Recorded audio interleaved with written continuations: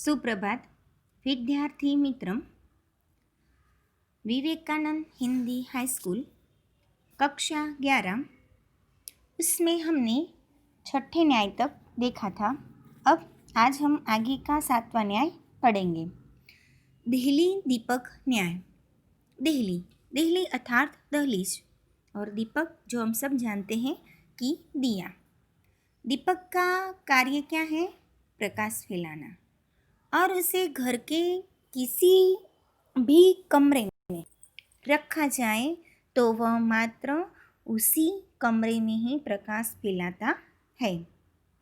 परंतु यदि उसे घर की दहलीज पर रखा जाए तो वह दहली के दोनों ओर अर्थात घर के बाहर और घर के अंदर भी वह प्रकाश फैलाता है।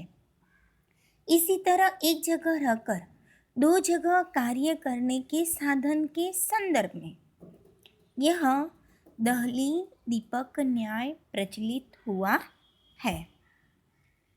यह न्याय हमें पदार्थ का उपयोग मनुष्य को कैसे करना चाहिए या उसी पदार्थ में से मनुष्य कैसे ज़्यादा लाभ ले सकता है।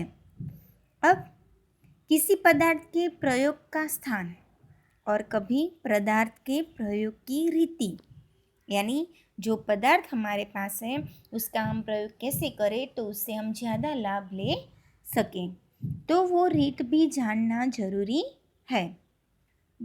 उसके लिए हम एक उदाहरण देखते हैं कि कोई विद्यार्थी विद्यालय में आने के लिए साइकिल का उपयोग करता है और भोजन के बाद कुछ समय बीत जाने पर या बाद में भोजन किए बिना खाली पेट रखकर विद्यार्थी द्वारा साइकिल के उपयोग से एक तरफ समय की बचत होती है और दूसरी तरफ शारीरिक व्यायाम भी हो जाता है। तो इस तरह विद्यार्थी साइकिल के उपयोग से एक साथ दो लाभ ले सकता है। तो विद्यार्थी द्वारा लिए जा रहे जो साइकिल के इस द्विविध लाभ को कहने के संदर्भ में यह न्याय प्रचलित हुआ है। इस तरह जब भी किसी व्यक्ति या वस्तु द्वारा एक साथ दो प्रयोजन सिद्ध किए जा रहे हो, यानी वस्तु एक हो और उसके साथ हम दो कार्य करें, तब यह न्याय हमें उसके हमारा उदाहरण रूप बन सकता है। अब आगे का न्याय है मत्स्य न्याय। मत्स्य मत्स्य अर्थात मछली। तो मत्स्य नाम के ऊपर से मत्स्य शब्द बना है। मत्स्य से संबंधित वस्तु या बात हो को तो उसे मत्स्य कहते हैं। और हम सब जानते हैं कि नदी या समुद्र में रहने वाली बड़ी मछली अपने से छोटी मछली को खाकर अपना अस्तित्व बनाए रखती है, जीवित रहती है।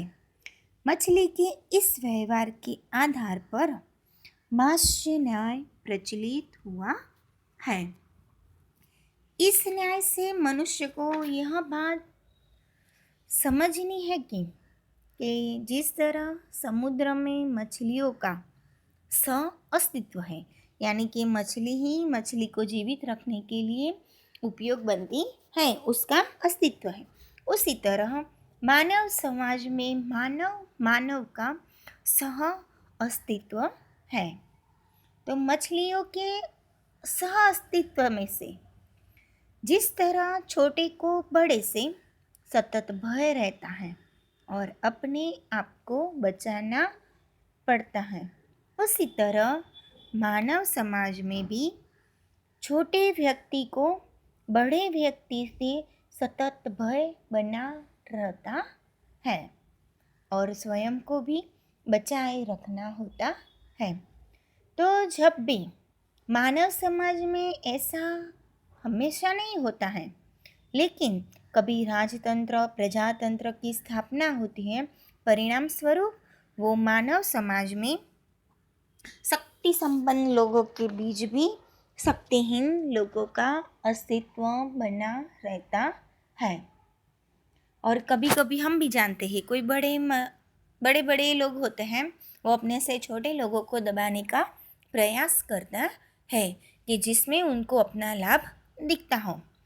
तो बातचीत के समय कोई ऐसा संदर्भ बने कि कोई बलवान व्यक्ति निर्बल को पीड़ा पहुंचा रहा हो या उसकी निर्बलता का लाभ लेकर अपना साम्राज्य, अपना अस्तित्व बनाए रखने की चेष्टा करता हो, तो इस संदर्भ में उस व्यक्ति के अमानवीय जो व्यवहार कर रहा है छोटों के साथ, वो सटीक ढंग से व्यक्त करने के लिए यह मत्स्य न्याय उपयोग किया गया है।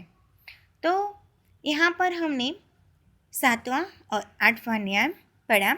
अब आगे के 9वां और 10वां लास्ट जो 2 न्याय बचे हैं वो हम आगे के वीडियो में देखेंगे। तब तक अस्तु।